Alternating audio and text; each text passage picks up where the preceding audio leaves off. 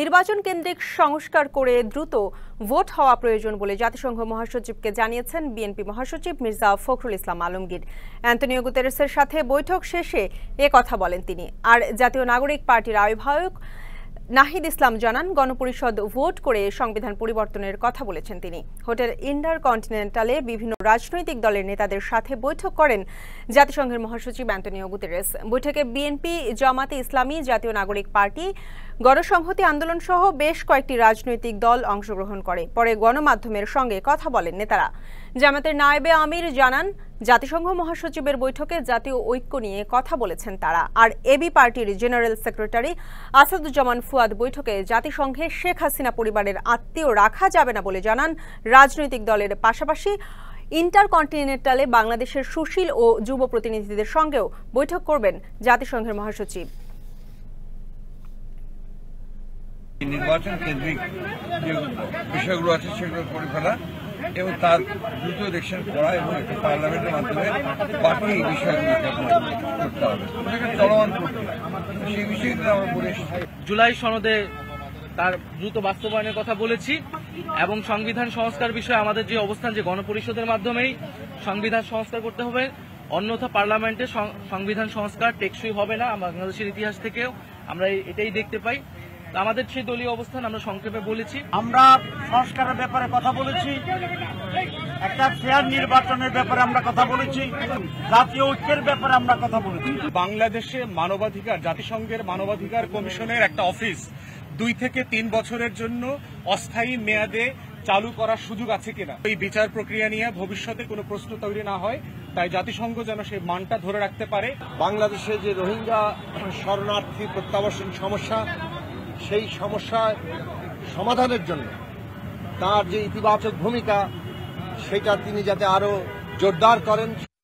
Hotel intercontinental থেকে এ বিষয়ে আরো বিস্তারিত জানাতে আমাদের সাথে সরাসরি যুক্ত হচ্ছেন সহকর্মী ইশরাত জাহান উর্মি। সুশীল ও যুব প্রতিনিধিদের সাথে বৈঠকটি শুরু হয়েছে কিনা, আর এই বৈঠকে সুশীল ও যুব প্রতিনিধিরা কোন বিষয়গুলো তুলে ধরতে পারেন, এ বিষয়ে কিছু জানতে পেরেছেন কিনা?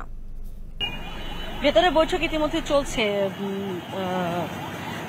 ঈশিতা, এবং তরুণদের সাথে আসলে মূলত বাংলাদেশের বর্তমান পরিস্থিতি নিয়ে আলোচনা হচ্ছে।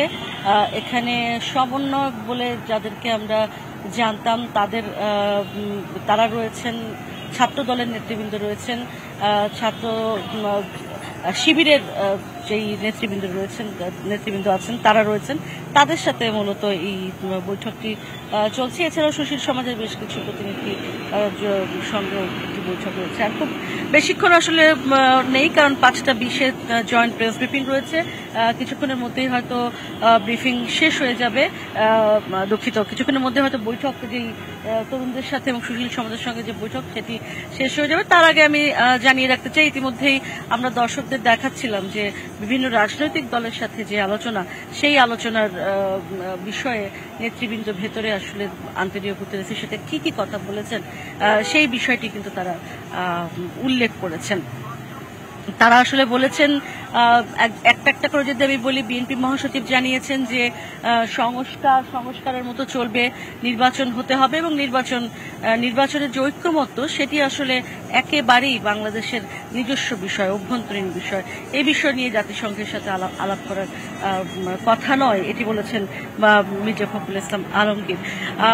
এবি পার্টির যিনি ছিলেন ডক্টর ফুয়াদ, তিনি বলেছেন যে এখন পর্যন্ত তিনি বলছিলেন যে এখন পর্যন্ত জাতিসংঘে সাবেক প্রধানমন্ত্রী শেখ হাসিনার বেশ কয়েকজন আত্মীয় কাজ করেন, ফলে তাদেরকে রাখা যাবে না, এই বিষয়টি তিনি বলেছেন।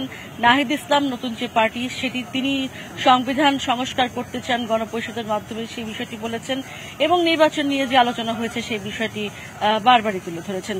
অর্থাৎ সব মিলিয়ে 4 দিনের সফরের তৃতীয় দিনে অ্যান্তনিও গুতেরেসের সাথে আজকের যে বৈঠকগুলি হচ্ছে, এটার পরে একটি জয়েন্ট স্টেটমেন্ট বা প্রেস ব্রিফিং করার কথা রয়েছে।